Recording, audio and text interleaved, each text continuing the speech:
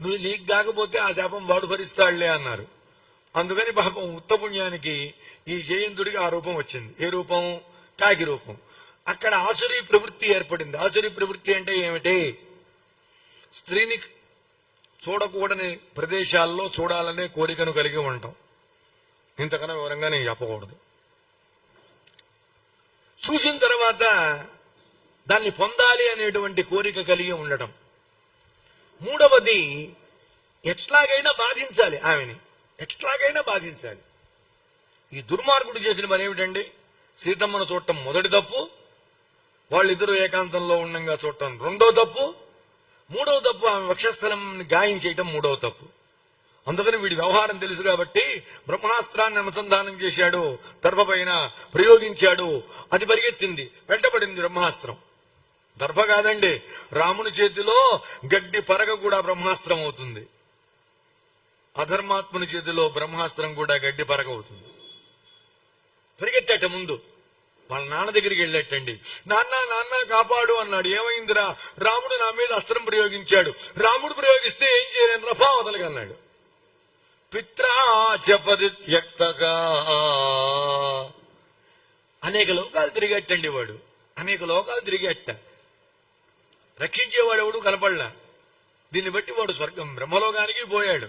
బ్రహ్మదేవ అన్నాడు, పో వదలగే అన్నాడు ఆయన. శివుని దగ్గరికి వెళ్ళాడు, కైలాసవాస భక్తవ శంకర స్తోత్రం ఆపు, విషయం చెప్పన్నాడు. ఏం లేదు, రాముడు బాణం ప్రయోగించాడు, అస్త్రం ప్రయోగించాడు, పో వదలగన్నాడు ఆయన. రామునికి అపకారం చేసి నా దగ్గరికి శరణ పెడతావా, పో వదలగా అన్నాడు. తండ్రి దగ్గరికి పోయాడు, వాడు బొమ్మన్నాడు. ఎవరు రక్షించేవాళ్ళు లేక చివరికి రాముల వారి పాదాలే పట్టుకుని అన్యథా శరణం నాస్తిత్వమేవ శరణం మమ అన్నాడండి. మనం పూజ చివరిలో అంటాం ఆ మాట. తెలిసన్నా తెలియకన్నా అర్థం ఒకటే కాబట్టి మనందరం కూడా గొప్ప స్థితిని పొందేటువంటి అవకాశం ఎంతైనా ఉందండి. నాకు వేరే దిక్కు లేదు, రక్షణ లేదు, నువ్వే నాకు దిక్కు, ఇదండి అర్థం. అదే మాట అన్నాడు, శరణాగతి చేశాడు.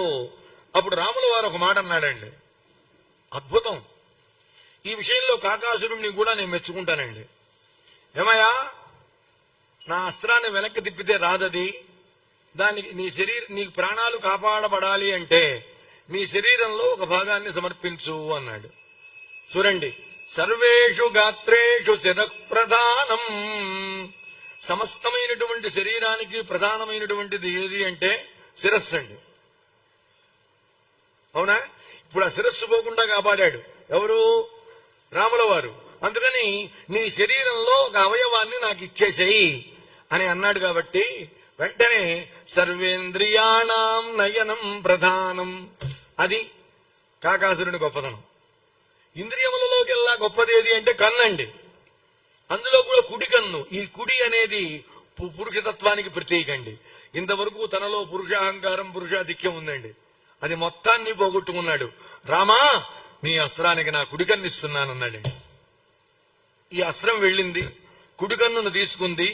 అప్పటి నుంచి ఈ కాకుల్ని ఏకాక్షులు అంట మొదలు పెట్టారాయా. ఏమయ్యా, మత్కృతే కాకమాత్రేతు బ్రహ్మాస్త్రం సముదీరితం. నా కోసం అని చెప్పి రాముడు ఆనాడు బ్రహ్మాస్త్రమే ప్రయోగించాడే కాకిపైన.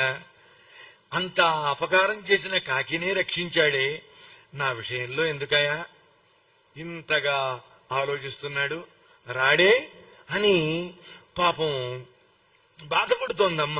చూసావా ఆంజనేయ, సరే గాని హనుమా, ఒకళ్ళనే నీ ఏం ప్రయోజనం?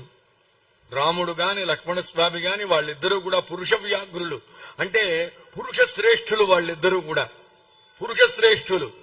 వాళ్ళు వాయు అగ్ని సమ తేజస్సు, వాయుదేవునితో అగ్నిదేవుడితో సమానమైనటువంటి కాంతి కలిగిన వాళ్ళు. దేవతలు కూడా వాళ్ళని నిగ్రహించలేరు.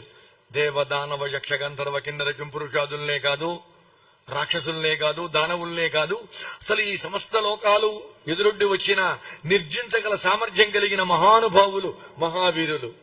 వాళ్ళు నన్ను ఉపేక్ష వహిస్తున్నారు అంటే దానికి కారణం ఉంది ఆంజనేయ, నీ ముందు ఒప్పుకుంటున్నాను అందండి అమ్మ. ఇది అమ్మ చేసిన గొప్పతనం.